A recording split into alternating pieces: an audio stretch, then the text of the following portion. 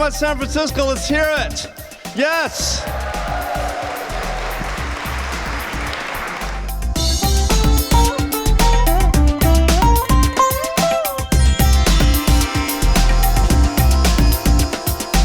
I guess some of you know already that I am a half Indian and half Japanese. And people always say, hey, you look Indian, but you don't really look Japanese. And I say, well, you haven't seen me naked.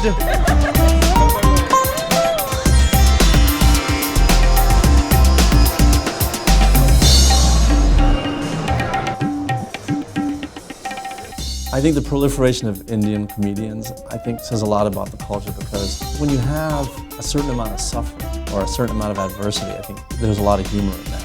My dad is from Kerala in India, the far south of India, the Christian state in India. My mother is from Japan, so I get my sushi from 7-Eleven. Yes, I'm like Harold and Kumar. My parents are your typical Asian immigrants. Their greatest joy for anyone is to become a doctor, and then of course the second best is to marry a doctor, right? Now this might shock you folks, but before I was a comedian, I was actually a computer guy.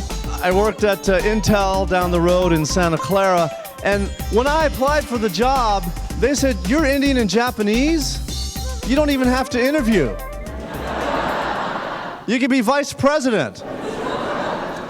I had to do technical demonstrations on stage. So I had to design these technical demos in a lab and then present them on stage in front of thousands of people sometimes. And I was terrified of speaking, and so I took a comedy class right here in San Francisco.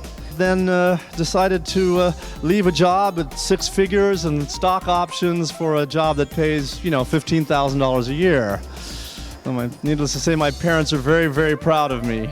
My parents have always thought I was funny because they're the ones who kind of encouraged me, and my dad especially, when I would do voices. Oh, you should do acting, you should do comedy, etc. I did a New Year's event, and my mom was there, my mom and dad, and she started explaining one of my jokes. I'm being heckled by my own mom. so now my parents are quite proud. It's interesting, I did a show up in Napa last year for some Indians, and one guy over here, gave me a standing ovation. I said, that is so nice. I said, what, you get a free CD and DVD? Then the whole audience stood up and gave me a standing ovation. It's funny because if I do Indian shows, then I make fun of Indians. They love that. And then sometimes I'll do the same jokes instead of in front of an all-white audience, and they go, oh, that's racist, that's offensive. It's really funny. There are some Hindu weddings that literally, they last for a week.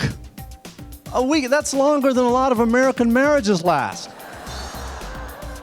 They're just really good at laughing at themselves and poking fun at themselves, and I just really, they're my favorite audiences when they're Indians, because they just really are very good-natured people.